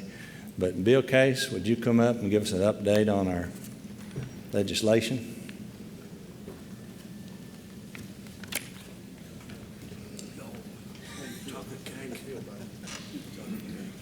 Anybody got any chocolate cake? Are you going to die, Bill? Man, where's Todd Russ? Oh my God. None of that's true. But thank you so much. Mr. President, members of the board, it's a pleasure being your liaison and representing you at the Capitol. Good afternoon. I am Bill, and I do represent your viewpoint at the Capitol on behalf of ACCO. And I just wanted to say, repeat what President Hubbard just said, that our list of speakers, legislative speakers today, did a wonderful job. So proud that they accepted our offer to show up, and they did a really, really good job. Makes my job a lot easier because I don't have to explain a lot of things that we did, because I'm supposed to give you kind of an update, and I think they pretty well covered it. It was a good year, good session for county government. It really was. It's been a while, and it's thanks to legislators that listened. It's thanks to the county commissioners. It's thanks to the county officers, everybody that engaged their legislator all year long or the last couple years. These things just don't, these positive things that happen at the Capitol are not an accident. They just don't happen. It takes the engagement of you folks out there to engage your legislators, communicate with the legislators. I'm blessed that I get to work with ACCO. They provide all kinds of resources for me and the county commissioner membership. The resources that we deal with, the just simple things like the social media and the text messages alerts that we've put in place. Chris Schroeder, he's on the ACCO staff. He's our website star that does the legislative updates weekly. The Wake Up Wednesday breakfast for the legislators during session. There's just a number of different things that ACCO has put in place that's been very successful. And I can't leave out CODA. CODA has been very, very generous as well. Terry Ingmeyer represents them at the Capitol. He's been a good soldier out there for CODA as well to help them have successes. As Senator Stephanie Bice brought up, the clerk fee raises for the county clerk and for the court clerk for preservation of records. I mean, it impacts the county commissioners, but it's a big deal for the county's budget. And those kind of things were successful because of CODA's involvement. A gentleman out of Cleveland County, Jacob McHughes, was mentioned earlier. He's a valuable soldier out there too. Terry Simonson for Tulsa County, he's down there every day during session. So we have a lot of voices at the Capitol on behalf of county government, and it's not an accident, it's work, but I'm telling you, we had some successes. Yesterday, the county commissioners were invited to a ceremonial signing by the governor of the bill, House Bill 2676. We had how many we have? 40? Yeah, close to 40. About 40 county commissioners and some friends show up. Representative Brad Boles, he had a signing yesterday with the governor as well on behalf of county government on his bills he did. Had a good day yesterday. So very, very pleased with the results this year. I'm not going to go into bills that we dealt with because time is growing short, but the representatives that we had here today mentioned some things. Very pleased with Todd Russ's, Representative Russ's comments that he would like to become a team and work toward a solution on some transportation funding. We will be at his office very soon. So that's all. We really do appreciate his words on that. I didn't want to leave somebody else out too as well. I just saw her. We have another representative here today, Denise White Hayter. She is representative from Canadian County, Kingfisher County, a little bit of Oklahoma County. So she's an urban rural person. So it's a good twist, and thank you for coming today, and wanted to make sure we recognize that we had other legislators listening while they were here. The things that are currently going on at the Capitol, I'm just going to try to keep this short and sweet. We're dealing with a lot of construction at the Capitol. As you may know, when you enter the Capitol on the Senate side, you come in the basement, or what they would call now the first floor. On the House side, they come in on the first floor. In the future, I think the public access, and correct me if I'm wrong, I think is going to be coming into the basement of the Capitol, because they poked a big old hole in the floor to make another rotunda spot. So there's a lot of changes going on. All the House Representatives' offices are moved to the Department of Ag. So lots of construction are going on out there right now. So trying to get involved with your legislator is it's a little difficult at this point, but the Speaker and the Senate Pro Tem, they did approve interim studies. Interim studies or legislative studies. 162 have been approved. And we probably have about 20 that affect county government out of that 162. And so we'll be monitoring those as they get started. They'll get started soon with those studies, and they're supposed to be completed by the end of November. So with that said, we probably need to get our ACCO legislative committee engaged and start monitoring those studies as well. And the governor, he decided to get involved with tribal Indian gaming. You may have seen that on the compacts. So he's kind of stirring the pot, and it's going to be interesting to see how that plays out. So the governor's busy as well. And so there's things going on at the Capitol, but I just want to sum it up and just say that thank you again to all your involvement with the legislature. Please keep your commitment, keep your communication open with them. It's so important that we do that, we continue this. Out of these 162 interim studies, there's one study that really gets my attention as well as all yours, is the leader of the Senate has put together a study that's called County Home Rule. It's a reform idea to look at how you would look at county government in the future and how you would govern locally.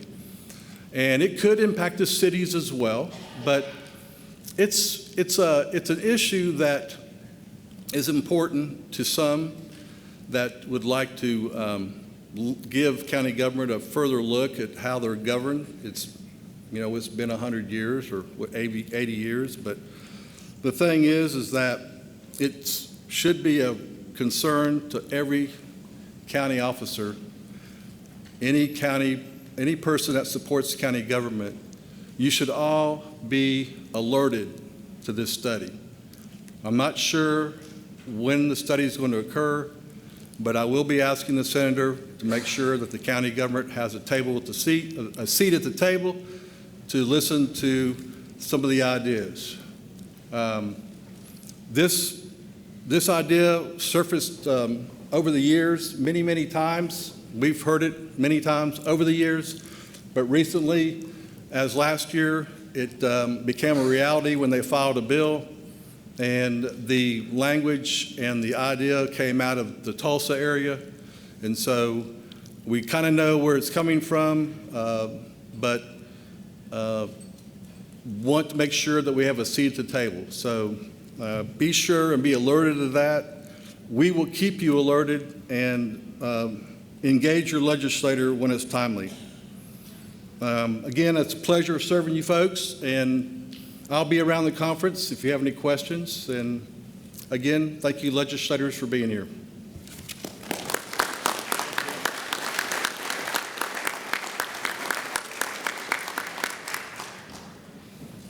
Thank you, Bill, for what you do for us. We appreciate it. This next gentleman we all know well. He's worked with the State Highway Division for years, and he is with the OSU LTAP now. Shannon Sheffert, he's going to do what he does.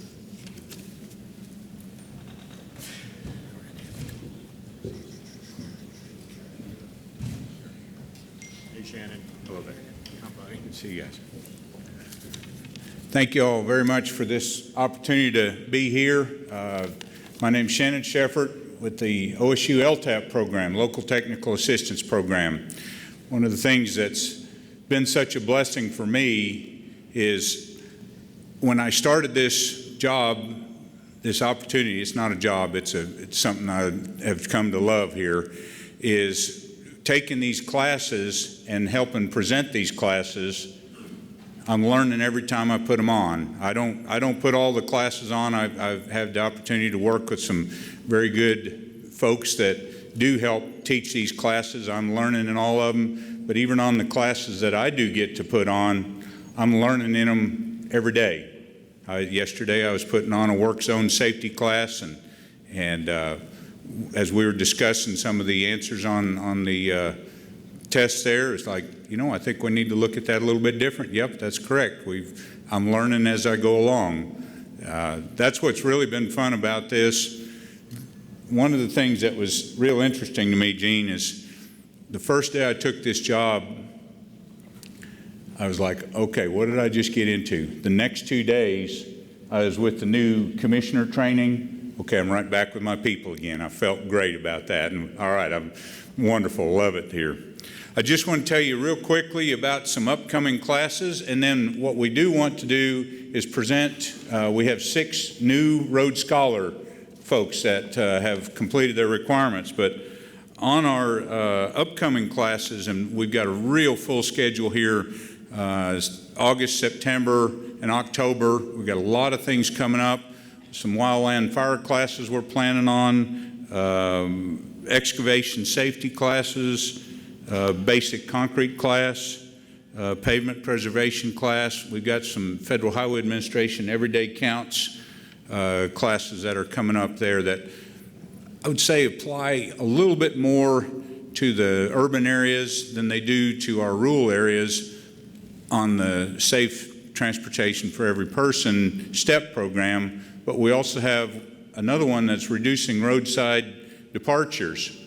That happens on every road out here, and trying to figure out what we can do to make this a little bit safer for our constituents, you and me, all of us, as we're driving up and down the road, to make these a little bit safer so that the people do drive home, get home safely. With that, our Road Scholar program, the classes that, or the presentation I want to make, I want to just tell you a little bit about what they've done. We've got a core group of classes that they complete, including aggregate road, soils, plan reading, manual of uniform traffic control devices, incident management, survey, pavement preservation, excavation safety, and project management. On top of that, we have a group of about 80 different classes that we offer at different times of the years. And like I say, the opportunities are there for you commissioners, your staff, tribal members, ODOT, and either also just the general public that are out there, that they're welcome to enroll in these classes, because this transportation safety and management is important for all of us. At this time, I'm going to step over here and present 6, if we've got the folks here, we got 6 Road Scholars to present. First one's Jason Ferguson with Canadian County. Very good.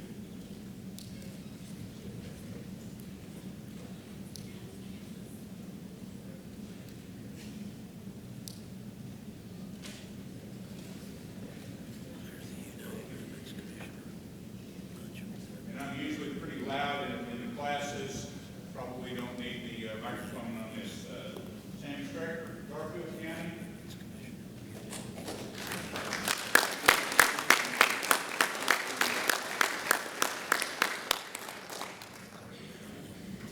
In the bullpen, we've got Arthur Jones and Jason Gillen from Grant County.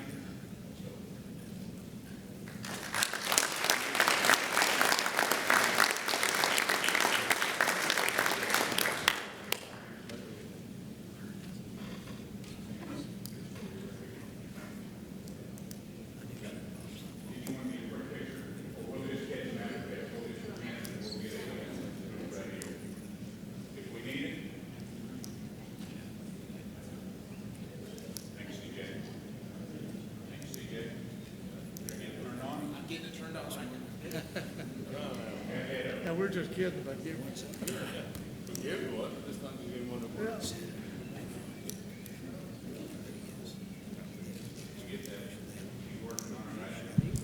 There we go. Thank you very much. Arthur, thank you very much. No, thank you. Appreciate that.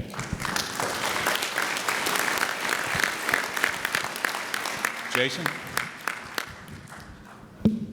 Thank you very much. I hear. Appreciate you. Randall Jones. Got Randall Jones here. Osage County District 1. Randall, thank you. Thank you, sir. Congratulations. Appreciate it. And then last but not least, Commissioner Eddie Stackhouse from Pottawatomie County. Commissioner, thank you very much. Congratulations. This is a fantastic opportunity for me to be able to present these. There's a lot of work, a lot of time that goes into making these, attending these classes. One of the things we're trying to do is move these classes around in different locations. I know everybody has a desire to come up to God's country up here in Stillwater, even for you gentlemen up there, but we still like to get out and move them around as much as we can so that we can get more participation from our local folks. It's easier for me or me and an instructor to travel than it is to bring 20, 30, 40 people for a long way. So if I can keep moving around, that helps everybody, I hope. Thank you again for this opportunity to present these.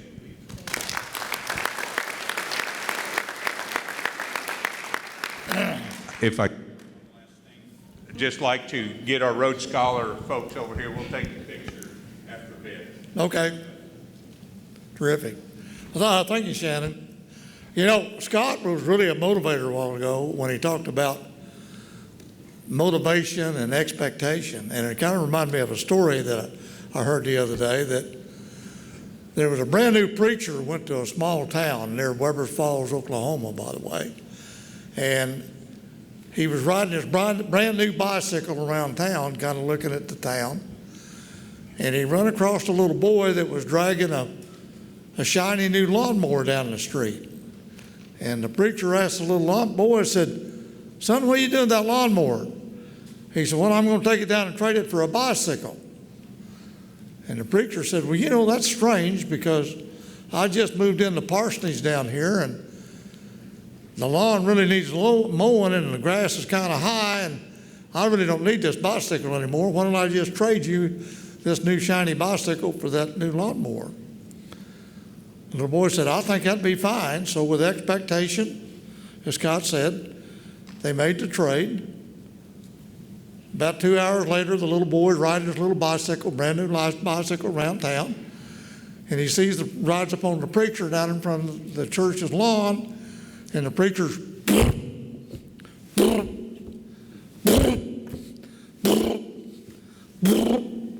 sweat just pouring off that preacher. I mean, he's just drenched. He looked up at the little boy and said, "Son, this lawnmower won't start. I expected this lawnmower to start." And the little boy said, "No, preacher, probably I forgot to tell you, you have to be a little motivated to start that lawnmower. That's a cussing lawnmower. And you got to cuss a little bit when you're going to put preacher." And he said, well, young man, I've been a preacher for 30 years. And he said, "I've completely forgotten how to cuss." And the little boy said, "Well, preacher, you keep jerking on that rope and I think it's going to come back to you." So motivation and expectation is a big issue in everything we do out there. Well, I don't know how many of you have read the postings that we put out on our Facebook sites and our website, but we talked about a big reveal. And so we're about to that point, we're going to reveal it. But I want to show of hands how many of you have actually received a text about coming to this meeting 30 minutes before you got here. Hold your hands up. Wow, that's pretty impressive. As Bill said a while ago, one of the things that we had as a goal was to improve our technology where we could actually talk to someone without having to go face-to-face or spend a lot of time on the telephone with them. So technology is a real answer to doing some of the things that we need to be organized to do. And one of the great goals that we had is if you have a smartphone, and virtually everyone carries one anymore, because if you don't have one, very candidly, you're probably never going to talk to your grandchildren, because that's how they're communicating with text or Twitter or Instagram or whatever. But if you've got a smartphone, our goal was to develop ACCO's own smart app. And when we started this, the cost was just astronomical as we got into it, but we developed a relationship with a company in Norman, Oklahoma, and with that, we have developed our own app for your smartphone. This is groundbreaking for us, and I hope it is for you. Our next step is our next generation of website that when you go into your smartphone app, you immediately be transferred into the website, and we're going to have all this new information for you that is going to be very valuable to you as you continue to do the job in the courthouses across the state.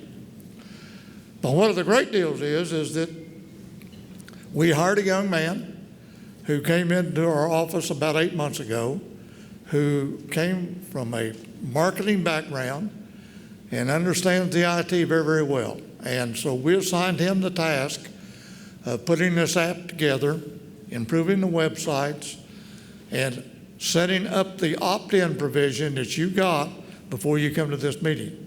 So what we'd like to do is take just a few minutes and then introduce CJ Cook, who is our young man who has been in charge of this project, and he's going to lead you through right now with your smartphone, get them out, and he's going to lead you into getting your own app on your smartphone that's dedicated to the Association of County Commissioners for the state of Oklahoma. So CJ, step up if you will. So I hear a lot of people's phones dinging. Probably the people that have opted in for our texting service. Well, that text message is going to be for you to download our app. So the text message you all just received is a direct link to our app if it worked correctly. And it's also now available on our Facebook. And as you can see from what's on the screen, you can also search for it in the Google Play Store and the Apple Store. So this is something that we really, really, really wanted to work on together. And we're just in the baby steps right now. We're growing. So kind of what happened was a few short months ago, Gene, me, and the great minds at ACCO all decided that we wanted to do this app. And as Gene so kindly put it, we found a company out of Norman called BFAC. And they've been nothing but helpful in this process. We first started with the texting service, which, as I saw your hands, most of you have opted in for, which is absolutely phenomenal. And if you haven't opted in for it, the phone number is right here, 95577. If you're a commissioner, you text the word commissioner to there. If you're a county employee, you can text the word CODA to that number. And if you're a vendor, you text ACCO V, just ACCO-V to that number. And it's that simple. But that's just the start. We're going to be using this to help get our ACCO legislative updates out there, to tell you when a bill needs to be reviewed. So that way you know, hey, here's what's going on. Here's what's going on with ACCO. We don't intend on using this to just absolutely fill your phone full of notifications. We really only intend to use this for important things.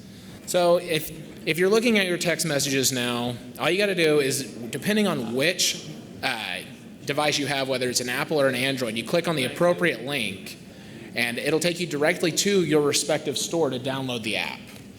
So I tried to make it as easy for you all as I possibly could, because I wanted to see just how many of you I could get to sign up for this thing all at once. And I mean, I've had it on my phone, I've been testing it, and we're working on figuring out exactly what all we want to put on there. So if you have any suggestions or ideas as to what you would like to see in this app, please let me know. Actually, I'm going to pull it up on the iPad. I'm going to download it right now along with you guys, so that way I can walk you through these steps. All right, we've got it downloaded. So when you first open the app, it's going to prompt you to get started down at the bottom. You're going to click that. It's going to ask you if you want push notifications. Push notifications are going to allow us to send you a notification through this app in partnership with the text messages. They're not the same thing, but we can also use this for location-based notifications as well.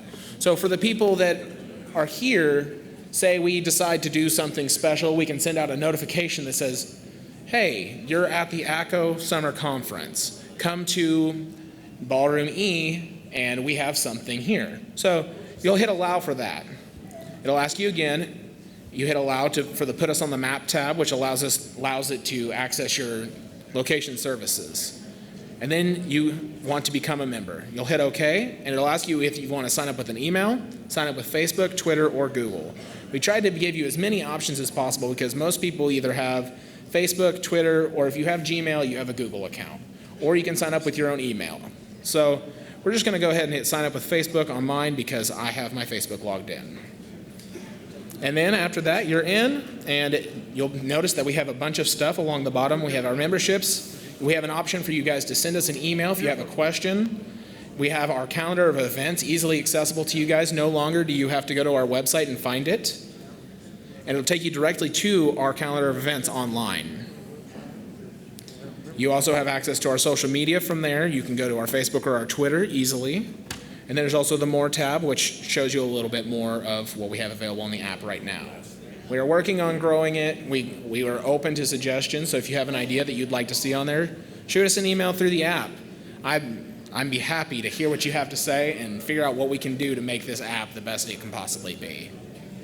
If you're like me, you got to put your hands on it to make it work. But what we'll do is Casey will be out at the registration desk along with some other staff. And so if you're experiencing a little difficulty with either the texting, opt-in, or the app for the smartphone, they'll get it straightened out for you. And we want to remind everybody we have one of our own, Clancy Davis, and his band tonight for the dance. But tomorrow there's a very special 10 o'clock breakout session. In continuation of stressing safety in the workplace, we have a young lady who has historically been the most badly burned person that was ever treated by the Hillcrest Burn Center in Tulsa, Oklahoma, who is going to join us, that was burned over virtually 90% of her body with third-degree burns. When I met her, her arms and legs weren't 2 inches around. She was full-thickness burns completely to the bone. No one thought that she would survive. Not only has she survived, she has rebuilt her life. She went from having arms that big around to flipping 300-pound tires for the Dallas Fire Department. She plays volleyball for Texas A&M University, and she visits every child burn camp in the area just to help burn children. It's not just about tragedy that she's going to talk about tomorrow. She's going to talk about it. It's so inspiring how you can rebuild your life and never give up. So, I would implore you to bring your family, bring your children. This is not something that's going to be grotesque. You're going to be inspired when you leave there tomorrow. Also, we have the Commissioner of Labor for the state of Oklahoma, Leslie Osborne, who works hand in glove with the counties across the state on the different issues. So tomorrow should be a banner day for us, especially for safety. So if you can get here at 10 o'clock in the morning, that'd be a great thing to do. And then we have the dance tonight. We haven't done this before, and I know everybody knows everybody, but we do feel like we need to take an opportunity to introduce our board. First of all, Jack Strain from Texas County represents District A. Nikki Boone from Harmon County represents District 7. Jerry Allwood from Carter County, he's one of our new board members, represents District 6. Stephen Wright from Muskogee County represents District 2. Dan DeLozier from Rogers County representing District 1. Lance Smith from LaFleur County, representing District 3. Gary Gray from Hughes County, representing District 4. And Zach Cabot from Payne County, representing District 5. Our Executive Board, our Secretary Treasurer from Ottawa County, Commissioner Russell Earls. Russell Earl. I wanted to see if he remembered his name. We'd freeze up, okay. Our past president, first of all, Gary Starnes from Pontotoc County. Our vice president from McCurtain County, none other than Jimmy Westbrook. And our president from Cherokee County, Mr. Doug Hubbard. Now, this is just one of our 3 operating boards. We have the SIGSIP board, and we have our legislative committee board. So these people give a tremendous amount of time and effort for no additional enumeration whatsoever, other than their love and their commitment for counties. Let's give everybody with a black shirt on a round of applause.